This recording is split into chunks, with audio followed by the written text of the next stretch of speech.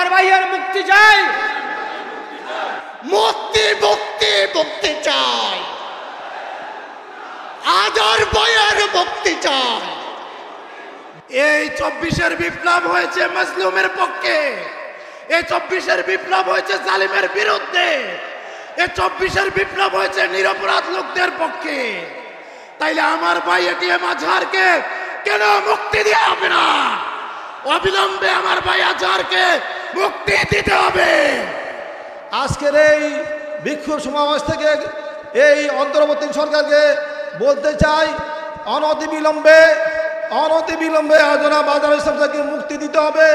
অন্তর্বর্তী সরকারের নিকট ঘড়িমসি আর করবেন না, ওই ক্যাঙ্গারু কোর্টের রায়কে আর বহাল রেখে আমাদের নাকি আর জেলখানা রাখবেন না।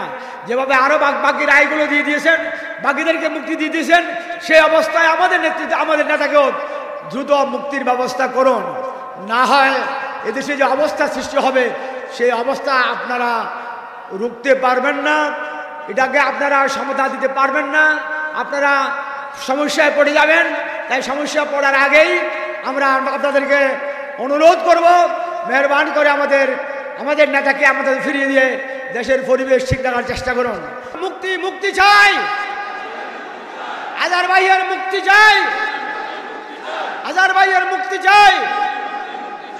অবিলম্বে আমাদের আজহার ভাইকে মুক্তি দিতে হবে। আজহার ভাইয়ের মুক্তি দেয়া ছাড়া আমরা ঘরে ফিরে যাব না ইনশাআল্লাহ। এটিএম আজহারুল ইসলাম ভাই আমাদের প্রাণপ্রিয় নেতা, যেভাবে নির্বাহী আদেশে অনেককে মুক্তি দেয়া হয়েছে, ফাঁসির দণ্ডাদেশপ্রাপ্ত আসামিকে মুক্তি দেয়া হয়েছে, আমাদের নেতা কেন মুক্তি পাবেন না আমরা তা জানতে চাই। দুনিয়াবাসীর কাছে, দেশবাসীর কাছে, সরকারের কাছে, সচেতন মহলের কাছে আমরা জানতে চাই যে আজহার ভাইয়ের মুক্তি কেন হবে না।